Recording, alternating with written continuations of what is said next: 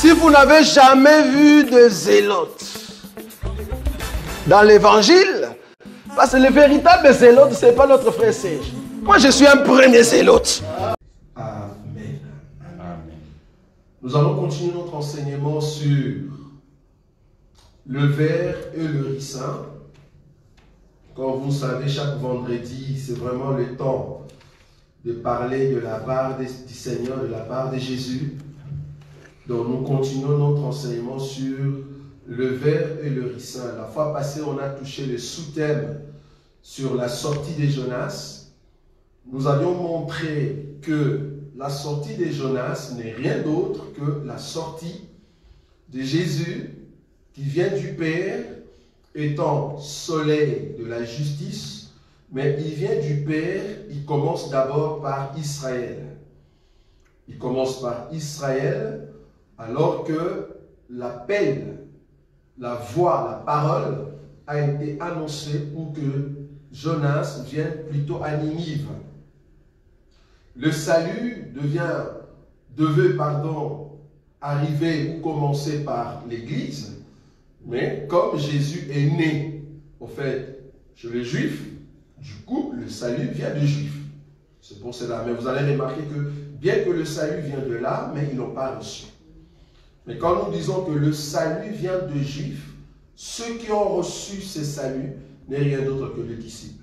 C'est d'abord les disciples, les 120, qui ont reçu d'abord ce salut, et à partir de là, parce que l'évangile doit quitter Jérusalem, aller en Galilée, après c'est la Samarie, après la Samarie, ça vient maintenant aux extrémités de la terre. Donc, le salut vient de Juifs, veut dire, ça doit quitter de Jérusalem vers les extrémités de la terre. C'est dans ce sens-là.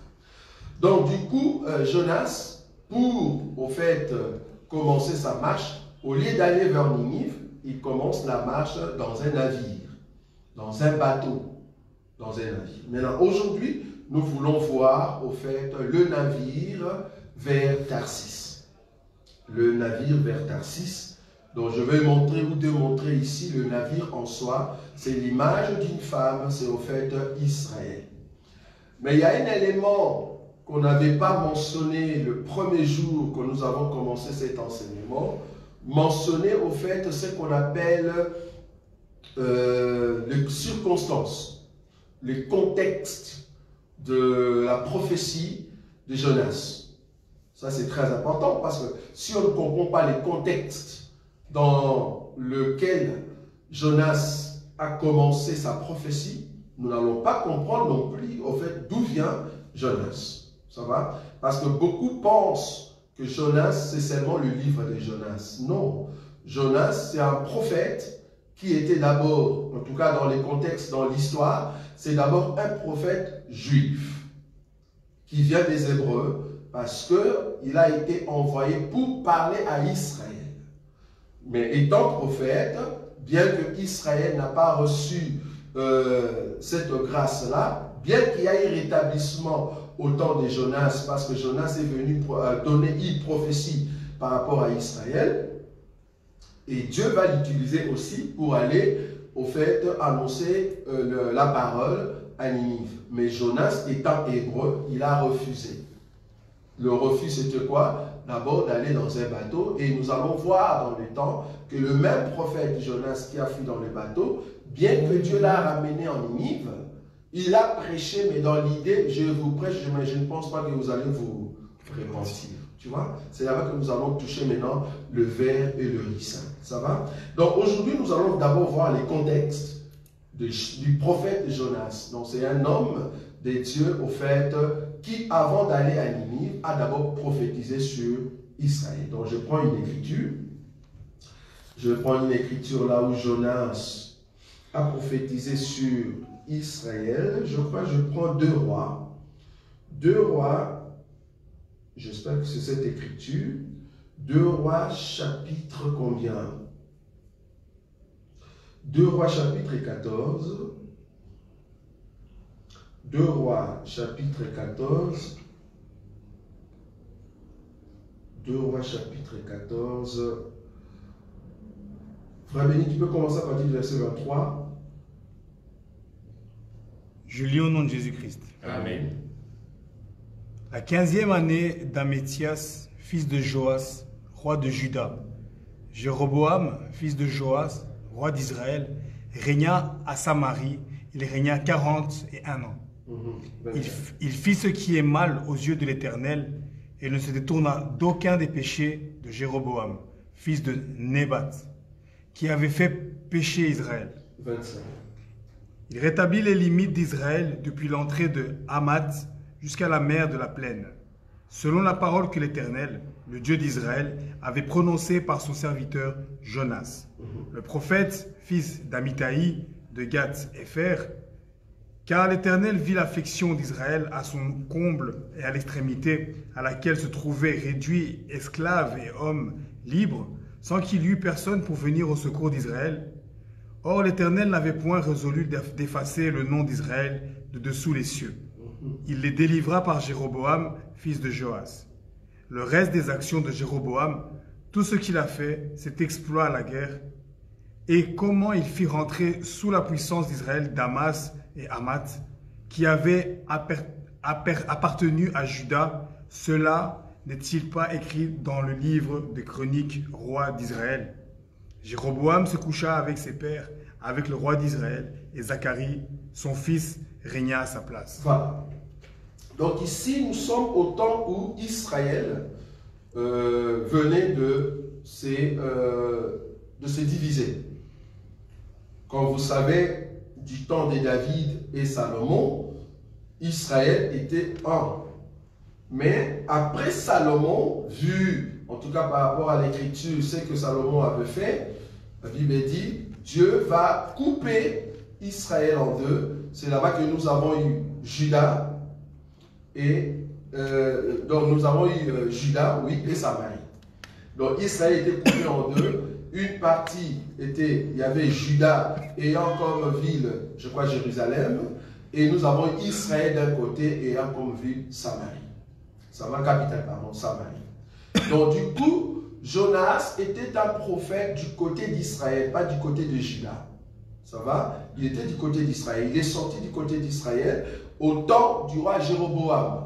Pas le Jéroboam qui avait commencé, parce qu'il y a deux Jéroboam. Il y a un Jéroboam qui était le premier par qui Dieu, quand il a scindé Israël, Jéroboam est parti vers Israël et Roboam est parti du côté de Juda. Je ne parle pas de ce Jéroboam-là. Ce Jéroboam-là, lui, c'est le Jéroboam 1. Mais ici, nous parlons de Jéroboam, fils de Joas, qui, au fait, c'est la descendance de Jéroboam 1, et le Jéroboam 2 a suivi, au fait, la voie de Jéroboam 1, c'est-à-dire amener le peuple à désobéir, ou soit à faire l'idolâtrie.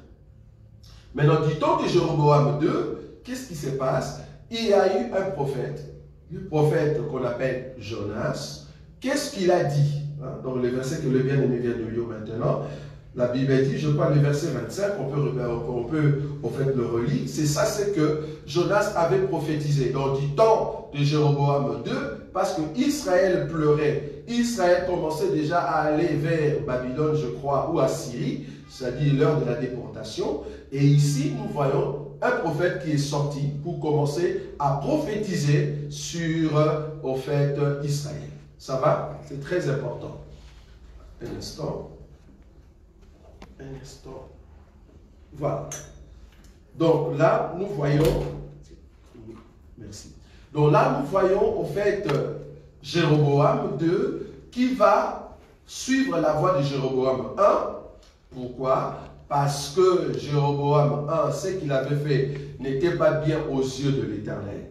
Mais du temps de Jéroboam 2, nous avons vu quoi? Nous avons vu le prophète Jonas qui apparaît. Pourquoi? Parce que Dieu lui avait donné une prophétie. C'est quoi la prophétie? C'est la prophétie que le bien-aimé va lire, le verset 25. 2 Rois chapitre 14, le verset 25. Il rétablit les limites d'Israël depuis l'entrée de Hamath jusqu'à la mer de la plaine, selon la parole que l'Éternel, le Dieu d'Israël, avait prononcée par son serviteur Jonas, le prophète, fils d'Amitai, de Gath-Hépher. Pourquoi? Le verset 26. Pourquoi il a fait ça là? Pourquoi la prophétie? Car l'Éternel vit l'affliction d'Israël à son comble et à l'extrémité, à laquelle se trouvaient réduits esclaves et hommes libres, sans qu'il y eût personne pour venir au secours d'Israël. Voilà, donc Dieu voyant Israël dans cet état, Dieu a suscité Jonas à ces temps-là de la souffrance pour que Jonas puisse parler, puisse prophétiser sur Israël pour dire que non, Dieu va au fait vous envoyer quelqu'un. Tu vois, c'était ça la prophétie.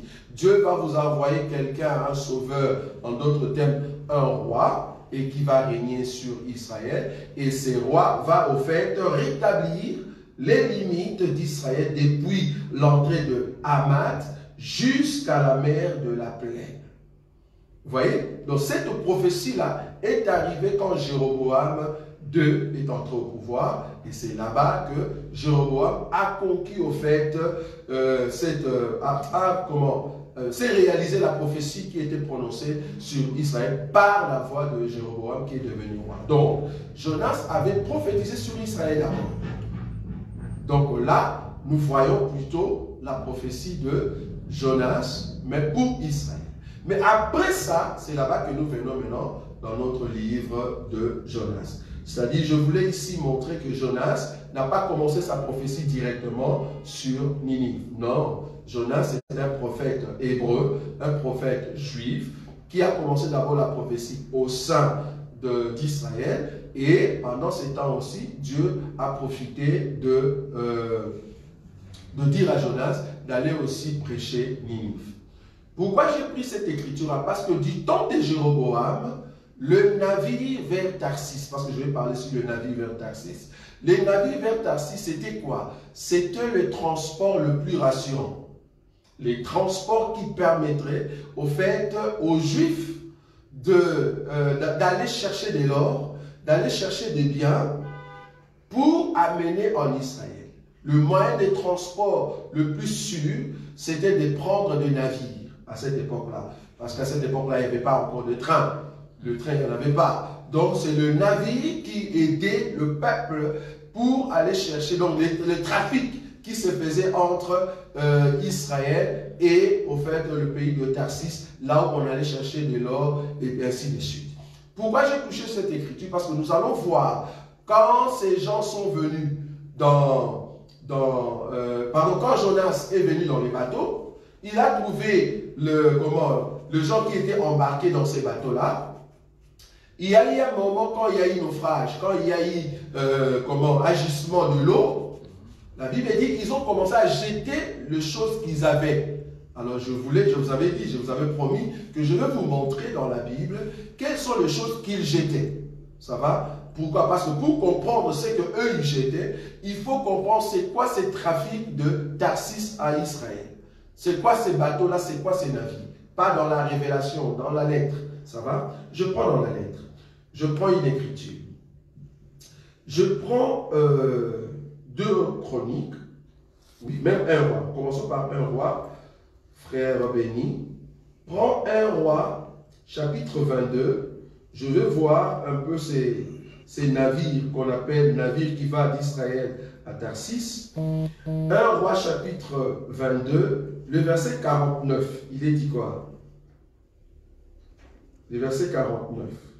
Josaphat construit des navires de Tarsis pour aller à Orphi, chercher de l'or. Mais il n'y alla point parce que les navires se brisèrent à Esjon-Geber. Alors Ézéchias, fils d'Achab, dit à Josaphat, « Veux-tu que mes serviteurs aillent avec les tiens sur des navires ?»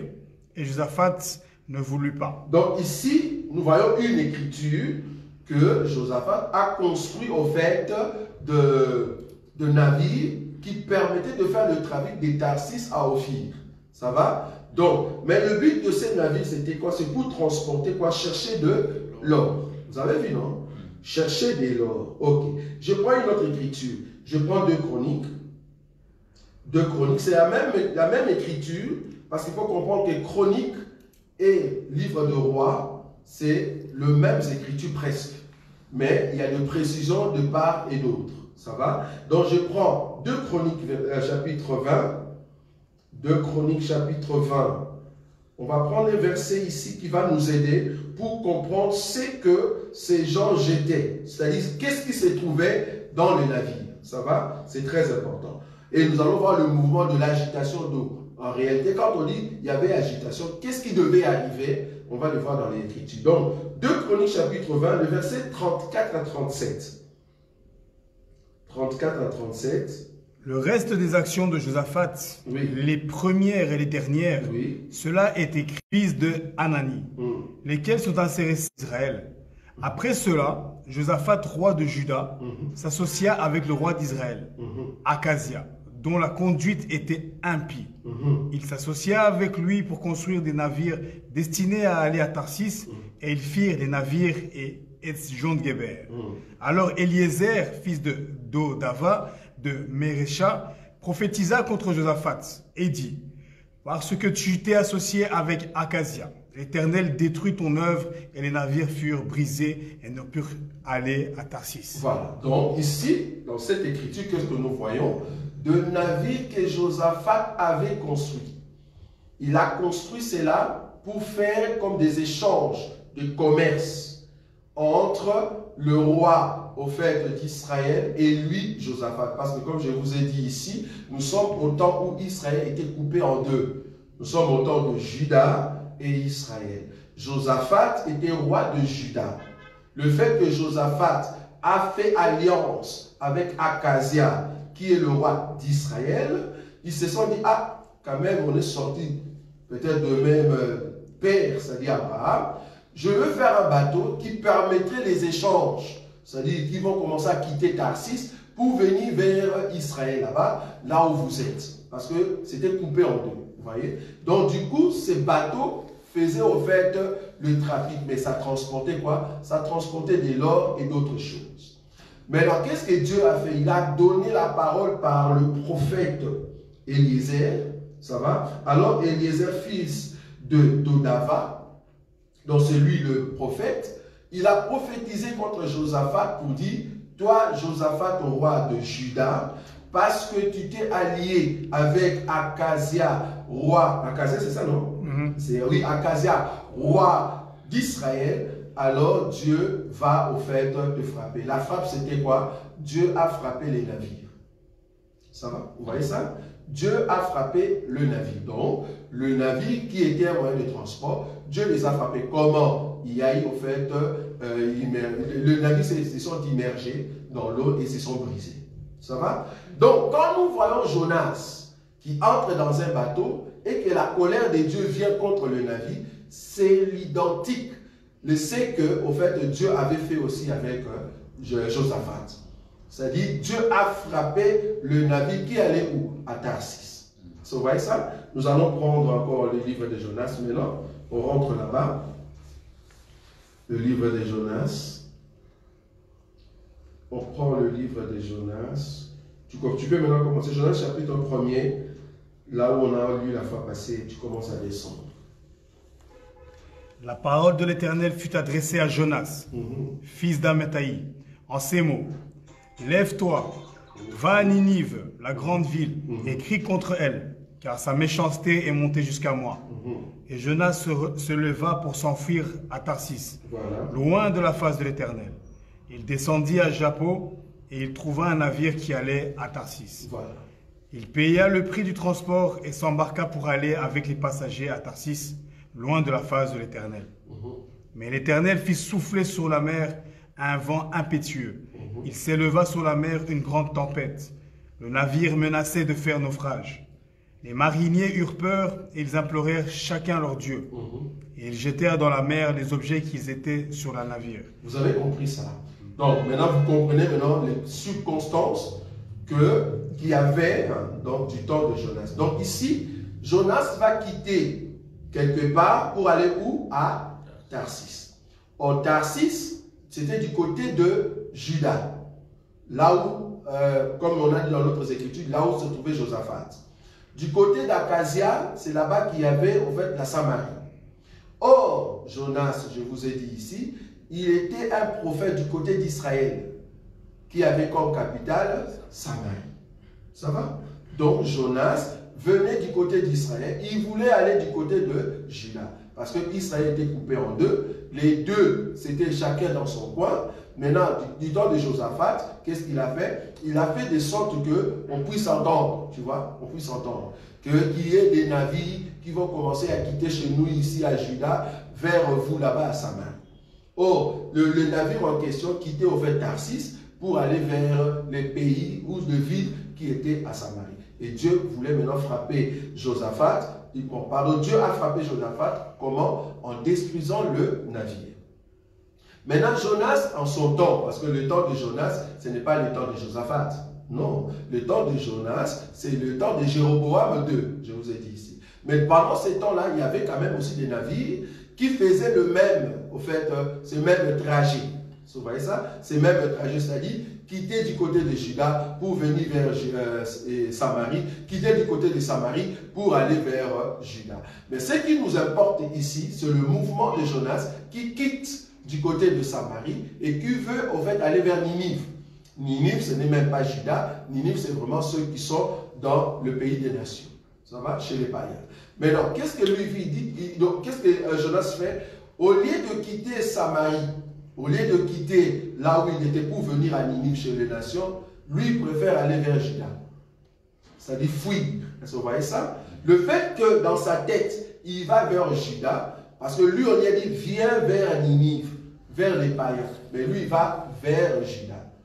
Est-ce que vous voyez ça? Tarsis. C'est-à-dire les bateaux en soi, aller vers Tarsis. C'est là-bas que je vous ai dit, je vais expliquer les navires comme étant un peuple, c'est-à-dire Israël.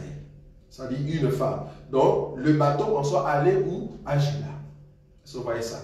Donc, Jonas, qui est le type de notre Seigneur Jésus, qui quitte un endroit, il commence d'abord à aller chez le juif. Ça va? Juda, le juif. Ça, c'est un. Je vais encore prendre un autre élément.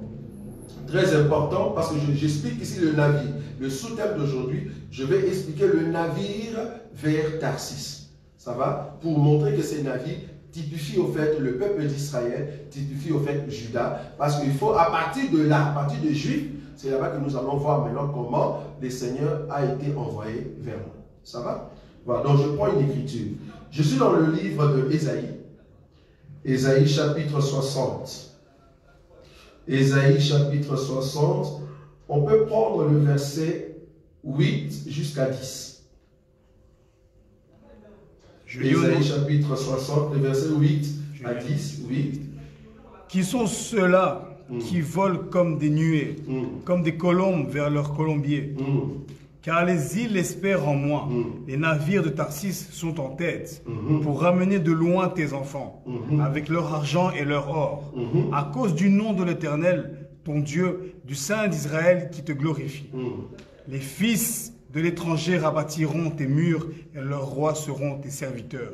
Car je t'ai frappé par ma colère, mais dans ma miséricorde, j'ai pitié de toi. Dans l'Écriture 9 nous dit ceci, car les îles espèrent en moi et les navires des Tarsis. Vous voyez ça? Les navires des Tarsis sont en tête pour ramener de loin, comment? Tes enfants. Tes enfants. Est-ce que vous voyez ça? Donc, dans les navires, c'était au fait un peuple qui allait au fait vers Juda. C'est le peuple qui va vers Juda. C'est-à-dire, le trafic, c'est entre Samarie et Juda, ou Samarie et Tarsis. C'est là-bas que nous parlons de l'échange de Juifs, l'échange au fait d'Israël. C'est pour ça que je dis, le fait de sortir là-bas alors que tu as reçu la parole, au lieu de venir vers Ninive, mais tu pars dans un bateau, c'est au fait le Seigneur Jésus qui sort le matin pour aller vers Israël, son peuple. C'est au fait Joseph, comme j'avais dit la fois passée, Joseph qui sort pour aller voir ses frères. C'est au fait David qui sort et qui amène le pain pour ses 3 frères. Je vous avais dit ça la fois passée. Ça va? Donc, le navire, au fait, c'est le peuple d'Israël. Le navire dans la Bible typifie quoi? Le navire dans la Bible typifie une femme. C'est-à-dire, ici, nous comprenons que Jonas étant l'homme, Jonas étant prophète, qui a la parole de Dieu, rempli de la parole de Dieu comme étant prophétie, il vient dans un navire, donc il vient chez un peuple. Il vient chez une femme. Ça va? Si tu prends Proverbe par exemple, On va juste vérifier la porte là-bas. Donc, si on prend Proverbe chapitre 31, Proverbe chapitre 31, le verset 14, il est dit comment? C'est une écriture que vous connaissez. Proverbe chapitre 31, tu prends le verset 14, je ne sais pas dans ta version, c'est quelle écriture? Qu'est-ce qu'il est dit là-bas? Elle est comme un navire marchand. Tu peux commencer juste au-dessus. Elle se procure de la laine et du lin. Là, tu es dans quel verset? Le verset 13. Oui, oui. Bon, prends le verset 10 et tu descends. Qui peut trouver une femme vertueuse? Voilà. Elle a bien plus de valeur que les perles. Le cœur de son mari a confiance en elle. Les produits ne lui feront pas défaut. Elle lui fait du bien et non du mal tous les jours de sa vie. Elle se procure de la laine et du lin, et elle travaille d'une main joyeuse. Elle est comme un navire marchand, elle amène son pain de loin. Donc, ici, on compare la femme vertueuse comme étant un navire, mais qui a des biens à l'intérieur. Vous voyez? Donc, la femme vertueuse, on a dit, elle est comme un navire marchand, elle amène son pain de loin. Vous voyez? Donc, elle se lève lorsqu'il est encore nuit et elle donne la nourriture à sa maison et la tâche à ses servantes. Bon, je peux toujours aller plus loin pour comprendre que cette femme vertueuse, c'est Christ. Ça va? Voilà. Donc, on peut toujours montrer que cette femme vertueuse qui se lève la nuit pour donner de la nourriture à sa maison, ça c'est au fait Christ. Mais on peut aller là-bas, bon, pour un autre jour. Mais ici, pour comprendre le navire, là où Jonas se trouvait, c'est tout un peuple. Vous avez vu ça? Dans le navire, c'est tout un peuple. Maintenant, l'Écriture nous dit, je rentre maintenant chez Jonas. Je rentre chez Jonas, quand vous avez compris que le navire ici, c'est tout un peuple, parce que je voulais le démontrer quand même pour bien saisir la pensée de ce que Jonas va faire. Donc, dans le chapitre 1er, le verset 3, Jonas s'éleva pour s'enfuir à Tarsis, loin de la face de l'Éternel. Quand on dit loin de la face de l'Éternel, c'est parce que quand on dit loin, oh, lui il sort de Samarie. Il sort de Samarie, il va vers Juda, c'est-à-dire là où se trouvait Tarsis. Comme je dis ici, là où Josaphat avait dit créons le bateau qui va de Tarsis, c'est-à-dire Juda, vers Samarie. Ici, la Bible dit le fait que Jonas fuit Samarie pour aller vers Juda, c'est comme s'il fuyait la face de Dieu. Vous voyez ça? C'est comme s'il fuyait la face de Dieu. Pourquoi? Parce que quitter Samarie pour aller vers Juda, donc c'est comme si à Juda là-bas, il n'y a pas la face de Dieu. C'est comme si à Juda là-bas, il n'y a pas la face de Dieu. C'est-à-dire, la face de Dieu, c'était quoi? Quand on dit la face de Dieu, regarde l'Écriture. Jonas s'éleva pour s'enfuir à Tarsis, loin de la face de Dieu. En d'autres termes, loin de la grâce de Dieu. Vous voyez ça? Donc Jonas ne voulait pas, au fait, accorder cette grâce. Parce que la face de Dieu, c'est la grâce. Donc le fait que Jonas est parti vers Tarsis, il n'amène pas la grâce. Vous avez vu ou pas? Parce que la face de Dieu, c'est la grâce. Donc, la face de Dieu, c'était quoi? Va à Ninive. Donc, la grâce de Dieu, c'était va à Ninive. Mais la grâce de Dieu n'était pas va au fait à Tarsis. Donc, Jonas qui part à Tarsis, il n'a pas la grâce de Dieu. Donc, il ne va pas donner la vie. Vous voyez ça? C'est ce que Jésus a fait.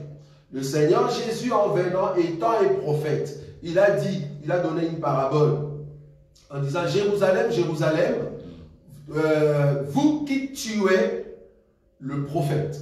Vous voyez ça? Vous qui tuez le prophète, combien j'ai voulu rassembler, vous rassembler comme une poule qui rassemble au fait ses poussins. Voilà. L'heure revient où ta maison sera délaissée. Vous voyez ça? Cette écriture-là, c'est ce que nous voyons ici. Donc, le prophète qui sera tué, parce que le prophète là-bas n'amène pas au fait la face de Dieu. Le prophète n'est pas dans la face de Dieu. En d'autres termes, le prophète n'amène pas la grâce pour Jérusalem, pour Tarsis. Il n'y en a pas. Donc, dans le bateau, il n'y a pas, au fait, de grâce. Ok? Voilà. Donc, on comprend que cette écriture 3 veut dire Jonas n'amène pas la grâce. Jonas n'amène pas un enseignement qui va aider les gens à trouver la grâce. Ou dans un bateau, le navire qui est une femme, qui est un peuple, quel peuple? Le peuple qui quitte Samarie pour aller vers Tarsis, le peuple juif. Ça va? Ça vous avez vu ou pas? Voilà, très bien. Donc on continue. Il descendit à Jappo et il trouva un navire qui allait à Tarsis. Il paya le prix du transport. Il s'embarqua pour aller avec le passager à Tarsis, loin de la face de l'Éternel. Il paya pour s'embarquer. J'ai expliqué ça la fois passée. Il a fait sortir son argent pour payer. C'est ça le Seigneur Jésus qui manifeste au fait la puissance. Comment? À partir de fils prodigue. Le fils prodigue, il a dépensé son argent. Or, le fait de dépenser son argent, c'est le Seigneur Jésus qui dépense l'onction. Vous voyez ça? C'est ça qu'on avait dit la fois passée.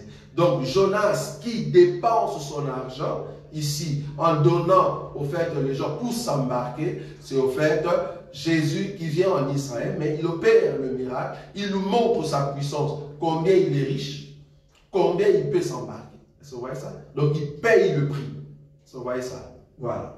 Donc, il paye le prix et puis il entre dans les transports, loin de la face de l'Éternel, en d'autres termes, sans la grâce de l'Éternel. Donc, il n'y avait pas la grâce de l'Éternel. Le verset 4. Mais l'Éternel fit souffler sur la mer un vent impétueux, et il s'éleva sur la mer une grande tempête. Le navire menaçait de faire naufrage. Ici, vous comprenez déjà que la mer, comme nous l'expliquons, la mer qui était agitée pour venir frapper le navire, c'est au fait le peuple, les nations, qui se sont levés par les biais d'une personne qui doit frapper le navire. À cette époque-là, du temps de Jésus, c'était qui? Le Romain. Ça va? La mer qui se lève, qui se soulève, c'est le peuple qui se soulève et qui vient frapper le navire. C'est au fait le peuple qui est destiné du temps de Jésus. Par rapport à Jonas, c'est juste la mer. Mais par rapport à Jésus, c'était au fait les nations, le peuple qui était dirigé à cette époque-là par le Romain. Et ce sont eux qui sont venus maintenant frapper le navire. En d'autres termes, c'était le Romain qui dirigeait au fait Israël. Vous voyez ça? Très bien. C'était le Romain qui dirigeait Israël. Et puis le navire menaçait à faire naufrage, c'est-à-dire c'était le temps où Israël, donc vouloir ou pas, même après ça, vouloir ou pas, en tout cas il y a eu déclin d'Israël. Ça va? Ça on le sait. Le verset 5. Le marinier eurent peur, ils imploraient chacun leur Dieu et ils jetèrent dans la mer les objets qui étaient sur le navire afin de le rendre plus léger.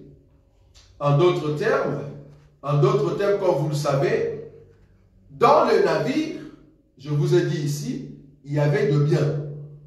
Vous voyez? Il y avait de biens. Et ces biens, il y avait de l'or. Il y avait d'autres biens qui étaient dans les navires. Et ces biens, ça ne pouvait plus rester dans les navires parce que c'était lourd. Il commençait à le jeter. C'était de bien, mais il commençait à le jeter. En d'autres termes, cherchons qui peut nous rendre légers. Parce que le monde nous menace, la mer nous menace. Il faut prendre quelque chose qu'on va jeter pour que nous ne puissions pas mourir. Cette écriture-là, je vais prendre une écriture pour comprendre cela. Je rentre là-bas. Je prends une écriture. Cette pensée, frère béni,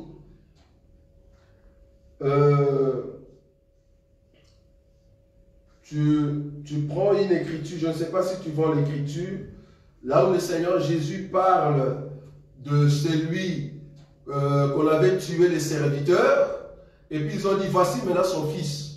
Vous voyez? Donc il y avait un vigneron, un maître d'un champ, et le maître des champs a placé des serviteurs. Et à un moment, qu'est-ce qui s'est passé? au fait, ce maître a envoyé des serviteurs dans les champs. Les gens qui étaient là, ils ont commencé à tuer le serviteur. Alors le maître a dit, bon, ok, je vais maintenant envoyer mon fils.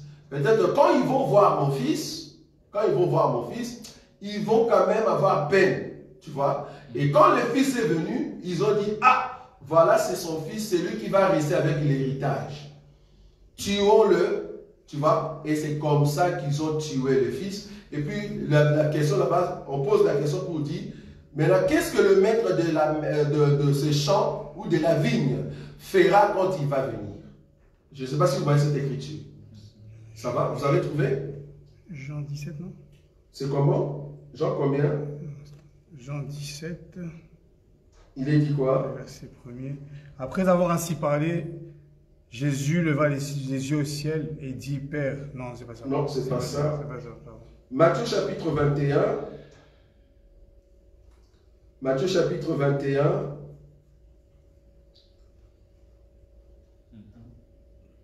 Le verset 33, tu peux descendre, oui.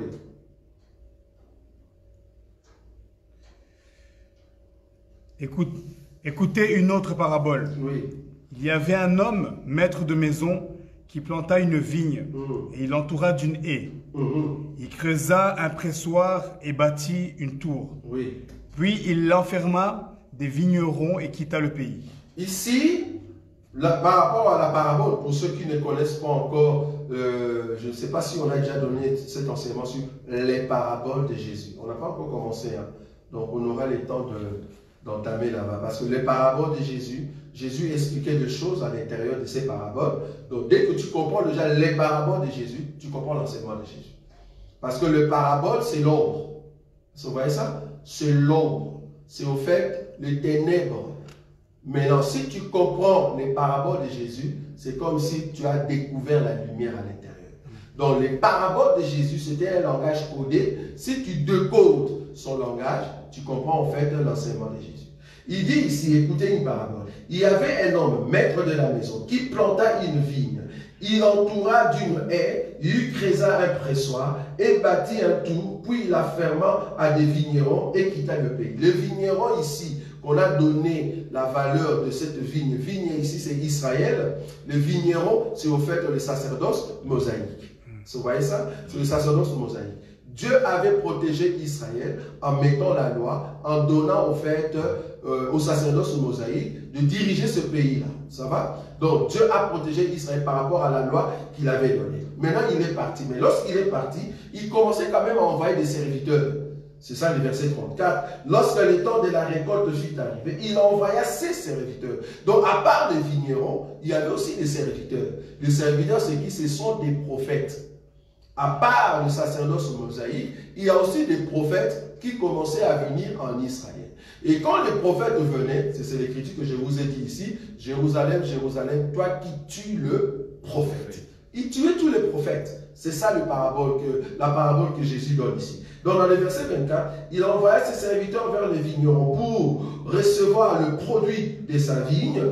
Les vignerons s'étant saisis de ses serviteurs, écoutez bien, bâtirent l'un, tuèrent l'autre et lapidèrent le troisième. Ah, on comprend que c'est les temps de la loi, les prophètes et le psaume. Vous voyez ça? Mais Jésus a parlé ici en code. Il dit, pendant tous ces temps-là que vous avez fait ça, c'est-à-dire tous les prophètes qui sont venus depuis du temps de la loi, du temps des prophètes et du temps des psaumes, le 3. Luc chapitre 24, le verset 44, frère béni. Luc chapitre 24, le verset 44. Ce sont des écritures clés de cet évangile. Il est dit quoi? Luc chapitre 24. Verset 44. Puis il leur dit, oui. C'est là ce que je vous disais lorsque j'étais encore avec vous, oui. Qu'il fallait que s'accomplisse tout ce qui est écrit de moi dans la loi de Moïse, dans les prophètes et dans les psaumes. Tu vois? Donc là, il faut rechercher Jésus dans la loi de Moïse, le prophète et les psaumes, les trois. Les trois, c'est ce que Jésus dit ici. Il dit les serviteurs qui sont venus dans la loi de Moïse, dans les prophètes et dans les psaumes. Mais pour expliquer cela, qu'est-ce qu'il dit? Il dit, ils bâtirent l'un, ils tuèrent l'autre Et il attribuait les 3 années. Donc il y a 1, 2, 3. Ça va? La loi, le prophète et les psaumes. Dans ces 3-là, il y avait tous les prophètes qui étaient venus, mais Israël a tué ses prophètes. Mais non, tous les 3 temps est passé. Maintenant, le maître de la maison, qu'est-ce qu'il a dit? Il a dit, bon, comme les 3 temps est passé, je vais maintenant envoyer qui? Mon fils. Vous voyez? C'est ce que l'Écriture dit. Maintenant, l'Écriture, par exemple, quand les 36, il envoya encore d'autres serviteurs en plus grand nombre que le premier, et les vignerons les traitèrent de la même manière, c'est-à-dire bâtir l'un, tuèrent l'autre et les 3. Donc, c'est-à-dire, tous les prophètes, tous les serviteurs qu'il a envoyés, on a traité par 3 manières. Les 3 manières, c'est au fait les 3 temps qu'Israël a tué ses prophètes. Maintenant, le maître de la maison décide. Enfin, il envoya vers eux son fils, en disant, ils auront du respect pour mon fils. Vous voyez? C'est-à-dire, quand les 3 temps passent, il envoie maintenant le fils. Donc, Jésus est venu après la loi, le prophète et les psaumes. Il est venu maintenant avec la grâce. C'est lui la 4e position. La 4e position, c'est le fils qui vient maintenant. Ça va? C'est le fils qui vient. 38. Mais quand les vignerons virent le fils, ils dirent entre eux, voici l'héritier, venez, tuons-le et emparons-nous de son héritage. Ça va? Emparons-nous de son héritage. Pourquoi j'ai pris cette écriture? Cette écriture veut montrer, au fait, c'est que le marinier ont fait. Le marinier, c'est le sacerdoce mosaïque dans les bateaux. Quand on dit marinier, ça dit ceux qui travaillent pour les bateaux. Vous voyez ça? Ce sont des mariniers. Et les pilotes, ce sont des sacrificateurs. Parce que nous allons voir aussi les pilotes. Donc nous avons des mariniers et le pilote. Les pilotes, c'est lui qui guide vraiment les navires. Ça, ce sont des sacrificateurs. Le marinier, c'est lévite. Donc les lévites. Ceux qui travaillent avec des sacrificateurs. Et les mariniers et les pilotes travaillent ensemble. Donc ce sont le pharisien et le scribe. Les principaux sacrificateurs. Ça va? Ils travaillaient ensemble, complotant contre les seigneurs. Mais ce sont eux, par la loi, qui jetaient des biens. Vous voyez ça? Ils jetaient des biens. En d'autres termes, ils tuaient le prophète. Amen. Vous voyez ça? Pourquoi ils tuaient le prophète? C'est parce qu'ils ne voulaient pas que le prophète soit une charge pour eux. Donc, pour diminuer la charge dans le bateau, ils jetaient des biens. Vous voyez ça? Amen. Je ne sais pas si vous comprenez l'écriture. Ils jetaient des biens dans l'eau, cela veut dire ils tuaient des biens. Ils tuaient, qu'est-ce qui était bien? C'était au fait le prophète. Je vous ai montré le bien en question. Il y avait quoi? L'or, la divinité ou la parole. Ça va? Okay. Donc on rentre là-bas chez Jonas. On rentre chez Jonas. Nous allons terminer dans 6 minutes. Et comme ça, vous aurez le temps de poser des questions par rapport à ce que nous avons vu ici. Je rentre chez Jonas. C'est quelle écriture là où nous étions, frère Béni? Verset 5. Le verset 5. Les mariniers eurent peur et ils implorèrent chacun leur Dieu. Et ils jetèrent dans la mer les objets qui étaient sur le navire, afin de se le rendre plus léger. Jonas descendit au fond du navire, se coucha et s'endormit profondément. Donc ici, eux, ils ont jeté, regardez bien l'écriture, hein, le verset 5. Le verset 5, deuxième partie. Non, première partie. Le marinier eurent peur, ils implorèrent chacun leur Dieu, et ils jetèrent dans la mer les objets qui étaient sur le navire, afin de les rendre plus légers. Quand ils jetèrent leurs objets, on commence d'abord par jeter, alors que la mer menace. On n'a pas vu Jonas venir jeter avec eux. Non. Eux, ils ont d'abord commencé à jeter pour rendre léger. Et la Bible dit, Jonas, lui, pendant ces temps-là, qu'est-ce qu'il fait? Il descend. Descendre ici, là où il est parti dormir, en d'autres termes, là où il est parti se reposer. Le dormir de Jonas ici, je ne prends pas encore la mort. Non. Je le prends, en fait, une écriture, là où Jésus dormait dans la barque. Ah oui. Ok, allez, on va prendre ça. Vous voyez l'écriture commentaire sur ça? Jonas qui dort dans la barque, c'est Jésus aussi qui dort aussi dans la barque. Nous allons prendre une écriture.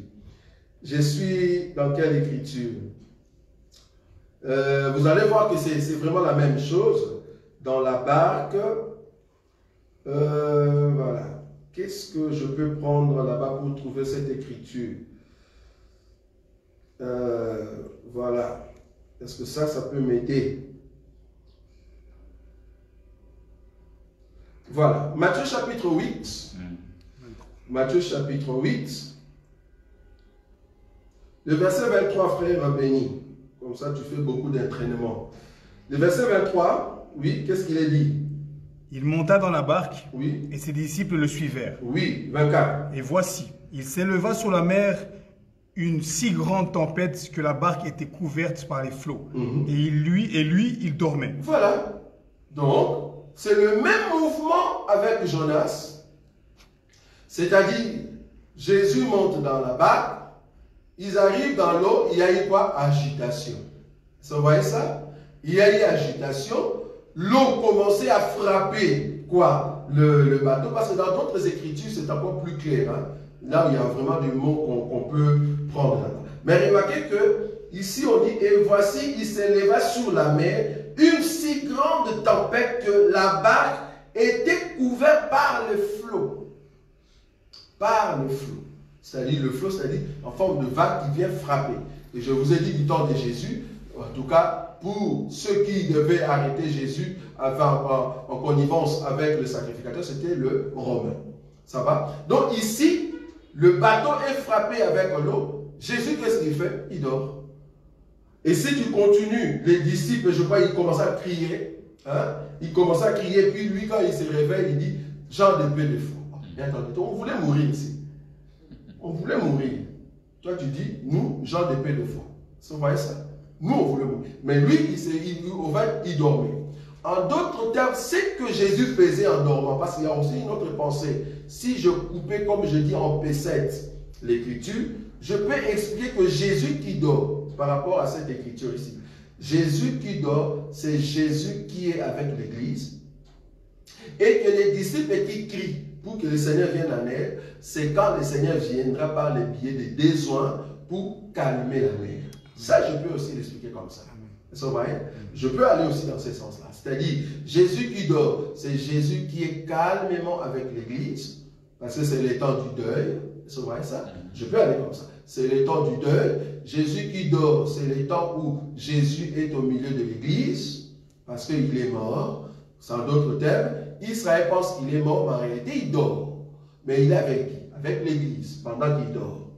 Mais en même temps, je peux expliquer aussi, dormir de Jésus, c'est comme s'il s'est reposé au milieu de quelque chose. Donc, en d'autres termes, il enseignait quelque chose. Ou soit il pensait à quelque chose auprès d'un peuple. Quel peuple? Le peuple qui n'a pas de valeur. Vous voyez ça? Et les disciples qui crient ici pour dire, viens nous sauver parce que nous mourrons. Je peux l'expliquer que Jésus, quand il se réveille, en d'autres termes, c'est quand Dieu viendra secourir Israël, mais quand nous serons déjà enlevés. Parce que si on me posait la question, pourquoi Jésus dormait, dans la révélation, je peux dire Jésus avait bu du vin. Pourquoi? Je peux expliquer Noé. C'est vrai? Donc, il y a beaucoup de choses que tu peux prendre là-bas. Pourquoi il dormait? Je peux aller plus loin pour dire qu'il avait bu du vin. Ça, c'est dans la révélation. Quand tu me poses cette question, je dis, il avait bu du vin, mais tu ne le vois pas noir sur blanc, c'est dans la révélation. Pourquoi? Parce que quand Dieu boit le vin, il dort. Il dort avec qui? Avec Israël. Pardon, avec l'Église. L'Église voit en fait la nudité du Seigneur, parce que là, le Seigneur se repose. Pour Israël, il continue dans la malédiction, il continue dans les guerres, Poutine continue à tuer, mais Dieu ne vient pas le secourir. Pourquoi? Parce que Dieu se trouve maintenant au milieu de l'Église. Ce n'est que quand les cris d'Israël vont monter, alors Dieu reviendra vers Israël. Mais nous, on sera déjà dans le ciel. Amen. Ça va, vous voyez ça? Donc, du coup, le mouvement de Jonas, les autres ici jettent de bien tuer des prophètes. Jésus qui est venu en ces temps-là, qu'est-ce que Jésus fait? Et pardon, qu'est-ce que Jonas fait? Pendant les temps où les gens jetaient des trucs, lui, il part dormir.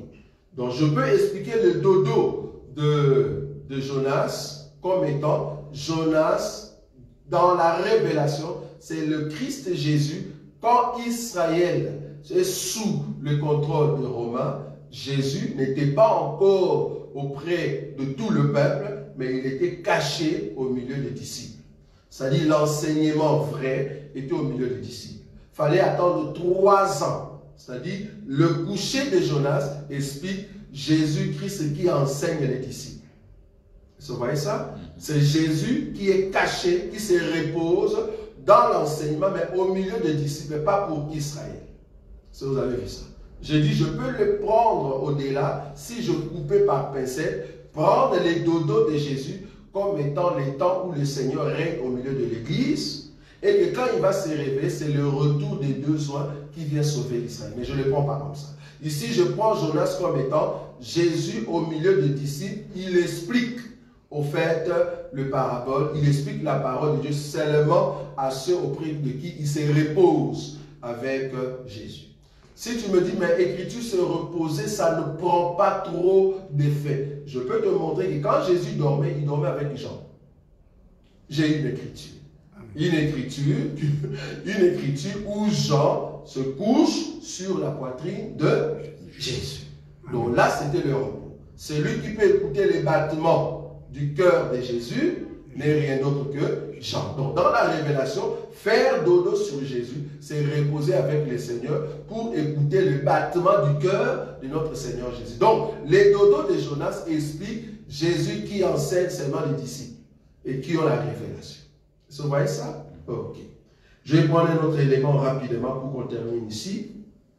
Donc je rentre dans Jonas. On n'a même pas touché encore le ver et le ricin. Donc nous sommes encore dans ce que j'appelle ici de pincette. Donc je suis dans Jonas pour prendre le dernier élément. Le marinier, le verset 5, le marinier eut peur et ils implorèrent chacun leur Dieu et ils jetèrent dans la mer les objets qui étaient sur la mer afin de le rendre plus léger. Jonas descendit au fond du navire, se coucha et s'endormit profondément.